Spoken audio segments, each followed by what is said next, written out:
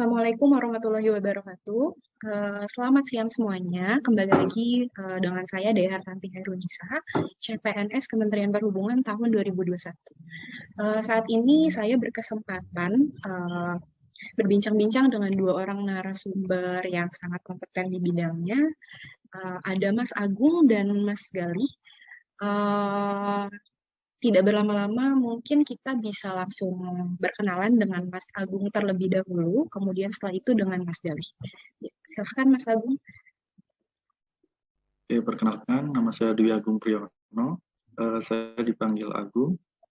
Saya sekarang penempatan di BPTD 8 Banten.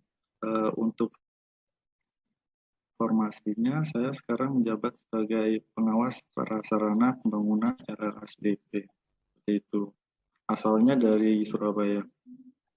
Oke Mas, sebelumnya di Surabaya, kemudian penempatan di Banten tadi ya Mas ya? Banten. Iya. Masih di Pulau Jawa ya Mas ya? Em, Iya, kemudian Mas Galih, alhamdulillahnya masih di Pulau Jawa. iya siap. Kemudian untuk Mas Galih dipersilakan ya. Ya. Assalamualaikum warahmatullahi wabarakatuh. Sebelumnya perkenalkan diri saya, nama saya Galih Persada Sapi, biasa dipanggil Galih. Oke, Mas Saya Galih. umur 25 tahun. Alhamdulillah sudah bertunang. Mungkin nggak ada yang mau tahu juga sih sebenarnya kan. Asal dari Jakarta. Saya penempatan di kantor unit pelabuhan. Kantor unit penyelenggara pelabuhan kelas 2 Raha, itu tempatnya di Sulawesi Tenggara yang beribu Jauh kota di ya Mas Kendari. ya. Ya. Ya lumayan lah, tapi alhamdulillah kan bisa dapat di sana, walaupun sebenarnya agak merasa ya gimana ya, jauh dari segi budaya dan lain-lain, tapi kita tetaplah harus bisa beradaptasi, yang namanya di mana bumi dipijak di situ langit dijunjung ya kan. Iya betul. Formasi saya di pengawas pelabuhan, ya udah cukup itu dulu sih perkenalannya. Mungkin ada yang Baik. bisa Nah, ditanyakan dalam bertanya. untuk Mas Agung ini kan masih sama-sama di Pulau Jawa ya Mas ya. Tapi mungkin Iya, pasti ada culture shock-nya Mas. Dari mana tadi? Dari Surabaya ke Banten. Ada yang kira-kira berkesan gak sih Mas? Maksudnya yang paling mengena gitu loh perbedaannya.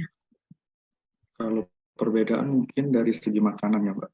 Kalau misalnya Kanan di ya. Surabaya tuh, iya, kalau di Jawa Timur tuh lebih ke rasa-rasa bumbunya tuh medok gitu kan, lebih ke nendang gitu. Sedangkan di Iya. sini lebih ke agak kurang asin atau kayak gimana. Terus kalau misalnya di Surabaya tuh kita yang kangen tuh ada petis Mbak, kayak misalnya tuh dari udang rebon sama kupang gitu kan, itu kayak bumbu gitu yang khas di Surabaya. Itu sih yang dikangenin. Oke, dari segi makanan berarti ya Mas ya. Tapi sejauh ini Iya, mungkin sudah bisa adaptasi. beradaptasi pasti Mas. Kalau beradaptasi sih alhamdulillahnya bisa, lingkungannya juga mendukung kan, orang-orangnya juga baik, mau ngajarin gitu. Mungkin kalau segi bahasa sih, kita kalau di Banten ada jasreng namanya Jawa Serang. Itu Oh, dari apa kayak tuh? Sunda-Sunda ada. Jadi perpaduan antara Sunda sama Jawa gitu, Mbak. Oh gitu ya. Mungkin itu ya Iya, perbedaannya di makanan dan di bahasa ya Mas ya. Tapi sejauh ini Alhamdulillah Mas Agung sudah bisa beradaptasi. Baik, kalau untuk Mas Gali, ini kan nyebrangnya lumayan jauh nih Mas. Pasti banyak banget perbedaan. Boleh diceritakan nggak sih Mas, kira-kira perbedaan yang paling mengena juga nih, menurut Mas Gali gimana? Yang pertama itu yang paling ngena banget soal waktu. Oke, waktu. Yang biasa kawan masih pada melek jam segini, saya sudah tidur karena kan perbedaan 1 jam yang pertama. Yang kedua itu soal keseharian lah, budaya adat mereka yang memang di sini biasanya kita tinggal di Jawa itu orang ngomong pelan, halus, ya, so, ya kita bisa bilang kalau sopan PAN itu halus dan pelan ya. Cuma kalau di sini agak berbeda, jangan pernah membawa perasaan lah kalau di sini. Dalam arti mereka memang bersuara lantang dan kencang. Jangan pernah beranggapan bahwa mereka itu marah. Karena memang biasanya memang seperti itu ya. Lalu itu yang ketiga dari segi makanan. Jujur ada satu makanan yang paling saya rindukan di daerah asal itu ketoprak. Di sini nggak ada sih nyari ketoprak ke mana-mana. Ketoprak ya, Ikan Mas? aja dan iya. Di sini isinya ikan semua. Di mana-mana ikan. Kalau nggak ikan ya sayur daun kelor di sini. Itu khas banget sih di Munang, namanya Pulau Munang. Karena kan kami kan kepulauan di sini kan, agak menyeberang sedikit lagi lah dari Kendari sekitar 3 jam. Iya, baik. Oke. Jadi kalau Mas Gali lumayan banyak nih ya perbedaannya. Pertama tadi ada waktu, terus ada makanan, dan ada bahasa ya, Mas ya. Tapi di sini mudah-mudahan Mas Agung dan Mas Gali bisa beradaptasi dengan baik. Dan semoga betah ya Mas ya di penempatannya. Amin. Baik, langsung saja untuk podcast kita saat ini kita ada 3 tema. Itu ada wawasan kebangsaan, analisis isu kontemporer, dan kesiapsiagaan bela negara. Untuk materi yang pertama kita bahas, mungkin ke wawasan kebangsaan dulu nih, Mas. Pertama saya mau tanya dulu ke Mas Agung. Menurut Mas Agung, pengertian wawasan kebangsaan itu apa sih? Dan kira-kira dasar dari wawasan kebangsaan dalam berbangsa dan bernegara itu apa aja? Silahkan Mas, boleh dijelaskan. Untuk pengertian dari wawasan kebangsaan itu sendiri, menurut saya adalah konsepsi atau cara pandang yang dilandasi akan kesadaran diri sebagai warga dari suatu negara, akan diri dan lingkungannya di dalam kehidupan berbangsa dan bernegara. Untuk 4 konsensus dari dasar berbangsa dan bernegara itu sendiri, yaitu yang pertama ada Pancasila, di mana Pancasila yang rumusannya tertuang dalam UUD 1945, di negara, pandangan hidup bangsa, dasar negara, dan sumber dari segala sumber hukum Indonesia. Pancasila itu terdiri dari nilai-nilai dan norma-norma yang positif sesuai dengan pandangan hidup bangsa Indonesia. Yang kedua ada Undang-Undang Dasar 1945, di mana naskah undang-undang tersebut dirancang sejak 29 Mei oleh Badan Penyelidik Usaha Persiapan Kemerdekaan Indonesia yang kita kenal sebagai BPUPKI. Yang ketiga ada Negara Kesatuan Republik Indonesia itu sendiri, dan yang ada Tunggal Ika, di mana artinya yang berarti berbeda-beda tetapi pada hakikatnya satu. Seperti itu Mbak Dea. Baik, jadi untuk tema wawasan kebangsaan sendiri ini merupakan tema yang sangat penting ya Mas ya dalam berbangsa dan bernegara. Baik, saya beralih ke Mas Gali. Jadi menurut Mas Gali gimana sih sejarah pergerakan kebangsaan Indonesia? Mungkin boleh dijelaskan langsung ya Mas Gali. Oke, terima kasih atas waktunya Mbak Dea. Untuk sejarah pergerakan Indonesia ini sebenarnya kalau kita bahas dari akarnya sampai ke ujung daun ini agak terlalu panjang ya. Jadi mungkin hanya beberapa peristiwa penting yang akan saya jelaskan di sini, yang mungkin semua orang juga sudah tahu lah. Jadi dari awal terbentuknya sejarah pergerakan itu dimulai dari perkumpulan mahasiswa.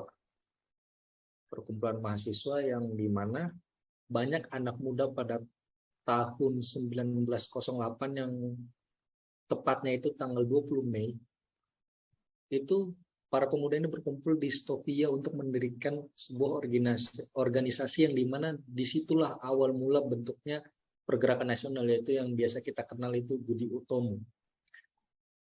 Lalu yang kedua itu adalah Perhimpunan Indonesia yang merupakan organisasi pergerakan nasional pertama yang menggunakan istilah Indonesia, yang mungkin sebelumnya nama Indonesia ini adalah nama terakhir yang sekarang kita pakai sebagai nama negara, yang sebelumnya itu kita pakai nama Nusantara gitu. Lalu yang ketiga itu pada tanggal 30 April 1926 itu diselenggarakannya yang namanya Kerapatan Besar Pemuda. Gitu. Lalu selanjutnya pada tanggal 27 dan 28 Oktober 1928 ada sebuah peristiwa yang sangat hebat, di mana para pemuda ini berkumpul membuat sebuah kongres pemuda yang dilaksanakan 2 hari. Yang selanjutnya itu pada tanggal 1 Maret 1945 ada pembentukan Badan Penyelidik Usaha-Usaha Persiapan Kemerdekaan Indonesia, atau yang kita kenal di buku sejarah itu namanya BPUPKI, yang sering kita dengar. Lalu yang terakhir itu ada pada tanggal 7 Agustus 1945 itu terbentuklah PPKI gitu. Mungkin itu sih sejarah singkat yang bisa saya sampaikan. Baik, terima kasih Mas Agung dan Mas Galih. Untuk sejarah pergerakan kebangsaan Indonesia ini lumayan panjang juga ya Mas ya. Tadi awalnya dari pembentukan organisasi Budi Utomo, lalu selanjutnya yang terakhir itu terbentuknya PPKI, hingga saat ini Indonesia sudah merdeka 70 tahun. Baik, saya akan beralih ke topik bela negara nih Mas. Saya kembali lagi ke Mas Agung untuk pengertian bela negara sendiri. Menurut Mas Agung bagaimana? Untuk pengertian bela negara sendiri nih, menurut saya itu adalah tekad, sikap, dan perilaku serta tindakan sebagai warga negara, baik secara perorangan maupun kolektif, dalam menjaga kedaulatan negara, keutuhan wilayah, dan keselamatan bangsa dan negara yang dijiwai oleh kecintaan 1945 dalam menjamin kelangsungan hidup bangsa Indonesia dan negara dari berbagai ancaman. Seperti itu sih, Mbak. Baik, jadi untuk bela negara juga artinya tidak sesempit itu ya Mas ya, nggak hanya misalkan kayak TNI itu menjaga perbatasan wilayah, lalu polisi mengamankan negara. Jadi kita pun sebagai CPNS ini bisa dan wajib melakukan kegiatan bela negara ini. Seperti itu ya Mas ya. Kemudian untuk nilai-nilai dasar bela negara, menurut Mas Galih bagaimana Mas? Apa saja sih nilai-nilai dari dasar bela negara ini? Kalau untuk nilai dasar bela negara itu sebenarnya sudah dijelaskan pada Undang-Undang ya nomor 23 tahun 2019 tentang pengelolaan sumber daya nasional pertahanan negara, pasal 7 tentang pembinaan kesadaran bela negara gitu. Jadi nilai dasar bela negara ini ada 5. Yang pertama itu cinta tanah air. Apa sih cinta tanah air itu? Meliputi menjaga tanah dan perkarangan serta seluruh ruang wilayah Indonesia. Yang kedua, jiwa dan raganya terhadap bangsa Indonesia. Yang ketiga, jiwa patriotis terhadap bangsa dan negaranya. Lalu yang kedua itu ada sadar berbangsa dan bernegara. Apa yang dimaksud dengan sadar berbangsa dan bernegara itu? Ikut serta dalam pemilihan umum. Yang biasa kita memilih pemimpin kepala daerah dan sebagainya lah, yang bisa kita sebut pemilu. Lalu berpartisipasi menjaga kedaulatan bangsa dan negara, berpikir, bersikap, dan berbuat yang terbaik bagi bangsa dan negaranya. Lalu yang ketiga itu setia pada Pancasila sebagai ideologi negara. Paham nilai-nilai dalam Pancasila, mengamalkan nilai-nilai Pancasila dalam kehidupan sehari-hari, dan menjadikan Pancasila sebagai pemersatu bangsa. Karena memang Pancasila ini yang sudah disusun rapi oleh para pejuang, para pahlawan untuk bagaimana kita mengamalkannya di kehidupan sehari-hari gitu. Karena kalau menurut saya hanya Indonesia saja yang punya ideologi negara sebuah Pancasila gitu. Yang keempat itu rela berkorban untuk bangsa dan negara. Bersedia mengorbankan waktu, tenaga, dan pikirannya untuk kemajuan bangsa dan negara. berpartisipasi aktif dalam membangun masyarakat, bangsa, dan negara, gemar membantu sesama warga negara yang mengalami kesulitan. Ya, kita tuh tidak boleh ya, dalam arti yang biasa kita katakan itu egois. Ada yang kesusahan kita bantu, bersedia mengorbankan waktu, kayak mungkin kedepannya kita kan CPNS nih yang akan menjadi PNS gitu kan. Ya kita ini harus rela gitu mengorbankan waktu, tenaga, dan pikiran kita untuk bagaimana caranya membangun negara dan bangsa ini gitu menjadi lebih hebat dan lebih besar lagi ke depannya. Lalu yang kelima itu yang terakhir, kemampuan awal bela negara itu memiliki kecerdasan emosional dan spiritual serta intelijensial, senantiasa memelihara jiwa dan raga, dan senantiasa bersyukur dan berdoa atas kenikmatan yang telah diberikan Tuhan yang Maha Esa. Mungkin itu yang bisa saya sampaikan Mbak Dia untuk nilai dasar bela negara. Baik, ya. Dari penyampaian yang Mas Gali sampaikan tadi, untuk nilai-nilai dasar bela negara ini ternyata sangat luas ya Mas ya. Jadi bisa dikatakan seseorang melakukan bela negara itu nggak cuma cinta negara aja atau cinta tanah air aja, tapi bisa dilakukan dengan banyak usaha seperti yang tadi Mas Gali bilang. Seperti itu ya Mas ya. Iya, betul sekali. Dan untuk selanjutnya saya beralih lagi nih ke Mas Agung. Menurut Mas Agung, nilai-nilai dasar ASN dan fungsi ASN itu apa saja ya Mas ya? Untuk nilai-nilai dasar ASN yang saya tahu itu ada 5 nih. Yang pertama yaitu memegang teguh ideologi Pancasila. Untuk selanjutnya yaitu setia dan mempertahankan UUD 1945 serta pemerintahan yang sah. Yang ketiga yaitu mengabdi kepada negara dan rakyat Indonesia. Yang keempat menjalankan tugas secara profesional dan tidak berpihak. Dan yang terakhir adalah mengutamakan pencapaian hasil dan mendorong kinerja pegawai. Itu nilai-nilai dasar sebagai ASN. Untuk fungsi ASN sendiri itu ada 3. Yang pertama ada sebagai pelaksana kebijakan publik, yang kedua sebagai pelayan publik, dan yang ketiga yaitu sebagai pemersatu bangsa. Baik, dari apa yang disampaikan sama Mas Agung, di sini kan fungsi ASN itu ada 3. Salah satunya adalah sebagai pelayan bagi bangsa. Beralih dari pembahasan tersebut kepada Mas Gali, mungkin bisa dijelaskan aktualisasi atau contoh penerapan dari kesadaran bela negara bagi ASN. Kesadaran untuk bela negara bagi ASN yang mungkin tadi sudah beberapa bagian yang sudah saya jelaskan, bahwasanya ya cinta tanah air, sadar berbangsa dan bernegara, setia pada Pancasila sebagai ideologi negara, rela berkorban untuk bangsa dan negara, dan kemampuan awal bela negara. Lalu aktualisasinya seperti apa?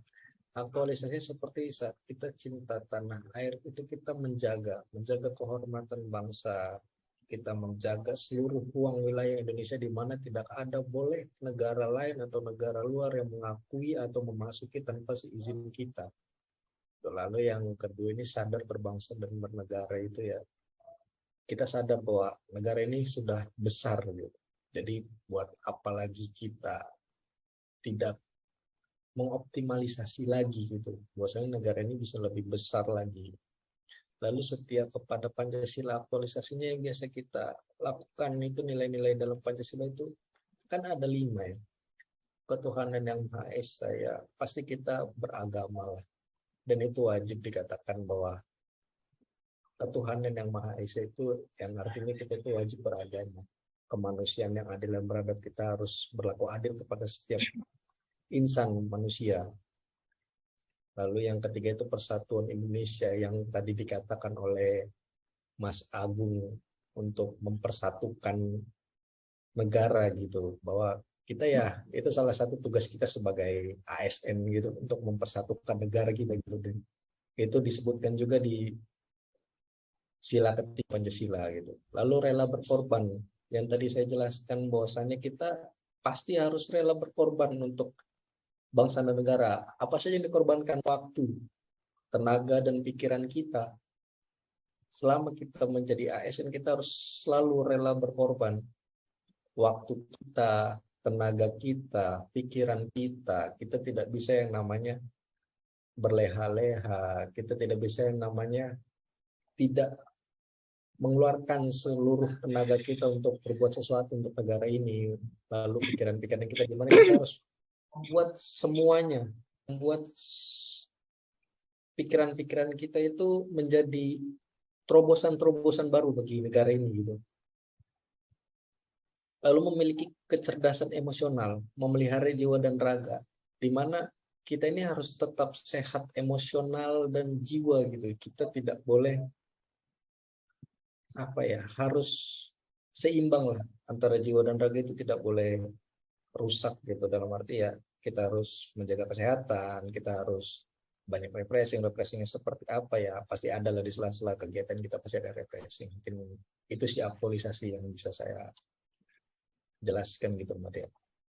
Baik, terima kasih untuk jawabannya kepada Mas Agung dan Mas Gali. Selanjutnya kita akan beralih nih ke tema selanjutnya, yaitu mengenai analisis isu kontemporer. Pertama-tama kita bahas dulu terkait perubahan.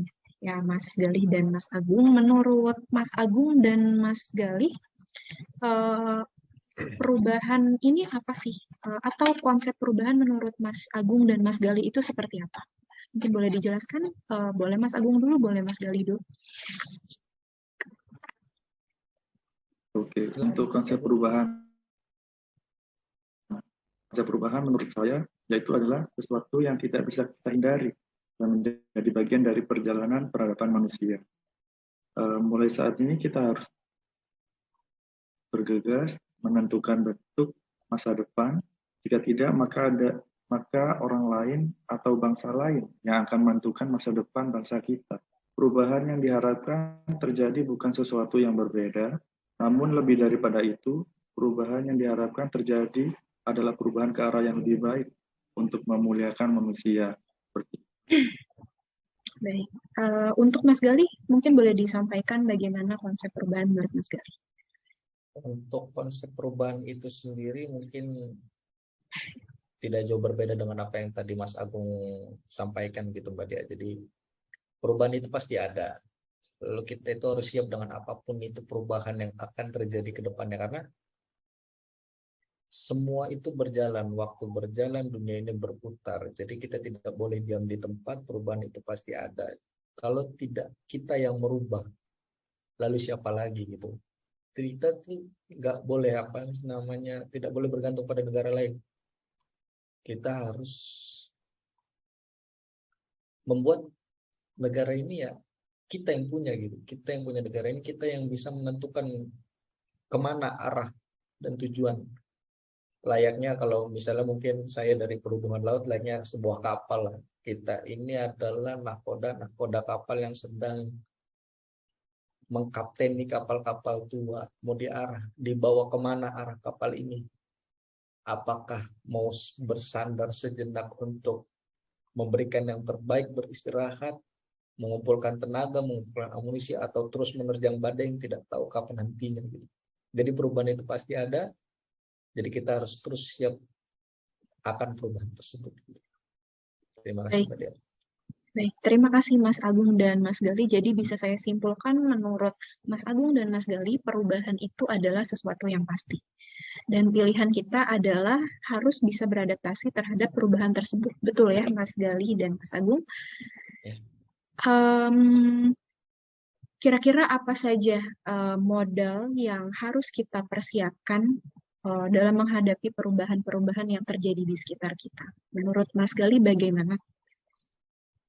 Modal yang pertama, modal yang kita harus hadapi saat menghadapi perubahan. Yang pertama, kita harus siap jiwa dan raga, mental, pikiran akan sebuah perubahan gitu. Kita tidak boleh terlena dengan apa yang ada. Kita harus siap. Intinya kita harus terus berpikir, membuat inovasi yang terus-menerus, jangan pernah henti, karena life is never flat gitu kalau kata iklan Citato ya kan. Jadi hidup tuh nggak gitu-gitu aja gitu. Kita tuh harus terus bergerak gitu. Harus bergerak, harus siap karena ya itu hidup akan terus berputar. Harus siap. Yang pertama itu pikiran kita. Kita harus berinovasi terus. Yang kedua itu mental kita. Kita harus menguatkan mental bagaimana kita itu tidak boleh lengah akan apa yang akan terjadi ke depannya gitu. Lalu jiwa dan raga. Kalau kita tidak menjaga jiwa dan raga ini, kalau sakit siapa yang akan meneruskan cita-cita bangsa ini gitu. Jadi kita harus siap untuk mengalami perubahan, kita harus siap untuk merubah bangsa ini menjadi lebih baik lagi gitu. Jadi modal-modal yang harus disiapkan ya mungkin dari diri kita sendiri gitu Mbak Dia. Mungkin itu yang bisa saya sampaikan. Ya, baik. Nah, terkait perubahan yang tadi sudah disampaikan pengertiannya oleh Mas Agung dan Mas Gali, em, di sini atau di negara Indonesia itu ada banyak isu-isu yang terbentuk dari adanya perubahan tersebut, seperti korupsi, narkoba, terorisme, terus money laundering, kejahatan mass communication.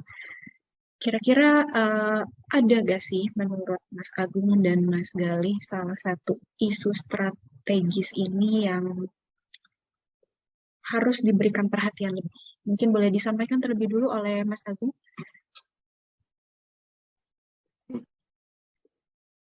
Oke, di kesempatan kali ini aku mau mengambil salah satu isu yaitu misalnya korupsi gitu kan.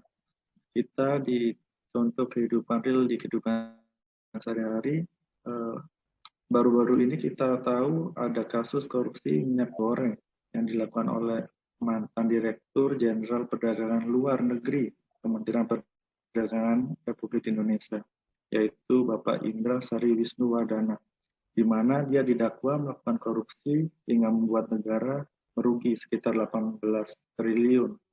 Bapak Indra didakwa jaksa berkaitan dengan ketersediaan stok dan pasokan minyak goreng di pasar dalam negeri.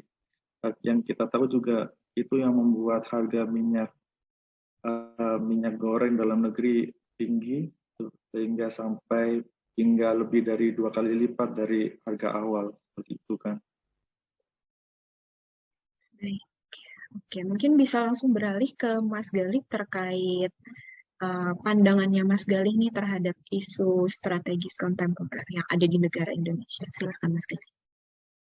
Untuk di negara Indonesia, isu-isu beserta contoh real di kehidupan sehari-hari mungkin saya akan mengambil kasus yang di bagian terorisme mungkin ya, karena terorisme ini kejahatan yang menurut Terorganisir ya Mas ya? saya terorganisir dan bagaimana ya, terlalu rapih gitu kan. Terlalu sulit dilacak atau bagaimana kita tidak tahu mana kawan, mana teman gitu. Mana kawan, mana lawan, mana teman, mana musuh. Seperti halnya saat di Sarina ya, kejadian beberapa tahun yang lalu. Kita tahu kan apa siapa musuhnya, apa motifnya di balik itu, tiba-tiba meledak ya kan. Yang dikatakan itu teroris, lalu apa gitu musuh teroris ini apa gitu, salah kita tuh apa. Lalu ada beberapa kaum yang dipojokkan, yang dibilang kaum inilah, kaum itulah, yang mungkin kita tidak bisa menyebutkannya lah karena itu bersifat sara yang dimana itu bisa menyinggung beberapa kalangan gitu. Sangat Jadi sensitif, mungkin sangat sensitif ya Mas. sangat sensitif karena terorisme ini memang sebenarnya salah satu isu kontemporer yang sangat menurut saya diwaspadai lah. Selain korupsi dan narkoba yang bisa menghancurkan negeri ini gitu. Ya, terorisme itu bisa menghancurkan betul-betul dari dalam. Kita nggak tahu mana kawan mana lawan gitu. Jadi ya beberapa contohnya mungkin ya seperti bisa mengadu domba antar agama mungkin. Ada yang meledakkan diri di suatu tempat ibadah, ada yang meledakkan diri di suatu fasilitas umum gitu kan. Jadi mungkin itu sih yang mungkin yang sangat diwaspadai gitu. Ya, betul. Eh, Tadi yang disebutkan kan contohnya ada korupsi dan terorisme ini adalah dua kejahatan yang imbasnya ke semua halayak umum ya Mas ya. Jadi sangat berdampak kepada kondisi di negara Indonesia seperti itu. Dari topik analisis isu kontemporer ini mungkin kita bisa langsung beralih ke topik selanjutnya yaitu kesiapsiagaan bela negara. Selanjutnya saya akan bertanya kepada Mas Agung lagi nih. Pengertian kesiapsiagaan bela negara menurut Mas Agung seperti apa ya Mas ya? Untuk pengertiannya sendiri yaitu suatu keadaan siap siaga yang dimiliki oleh seseorang baik secara fisik maupun mental dalam menghadapi situasi kerja yang beragam dan dilakukan berdasarkan kebulatan sikap dan tekad disertai kerelaan berkorban sepenuh jiwa raga yang dilandasi oleh kecintaan terhadap tanah air untuk menjaga, merawat, dan menjamin kelangsungan hidup berbangsa dan bernegara. Seperti itu Mbak Dea.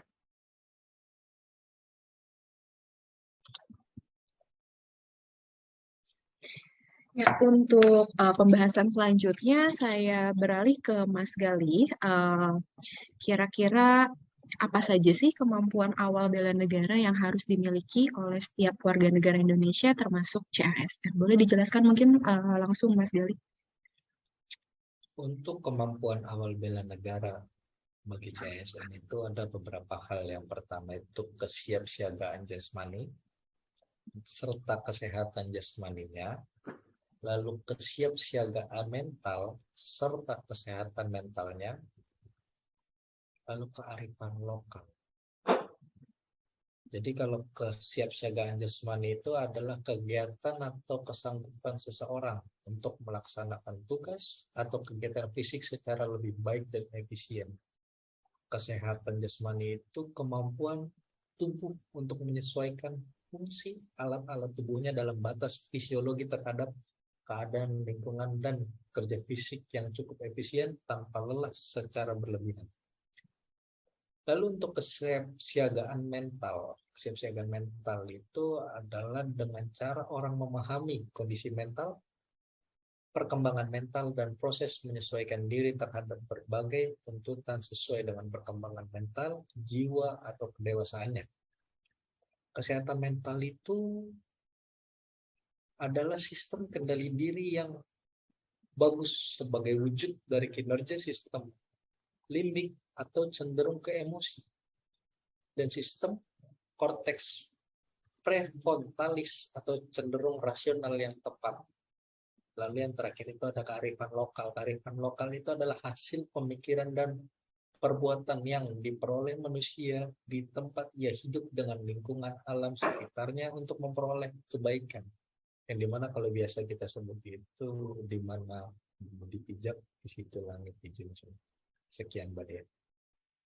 Baik, ya, terima kasih kepada Mas Gali dan Mas Agung atas penyampaian materi dan pandangannya terkait 3 tema kita ini, yaitu wawasan kebangsaan, analisis isu kontemporer, dan kesiapsiagaan bela negara. Akhir kata mungkin cukup sampai di sini. Selanjutnya nanti kita akan bahas lagi tema-tema yang jauh lebih menarik. Terima kasih. Assalamualaikum warahmatullahi wabarakatuh.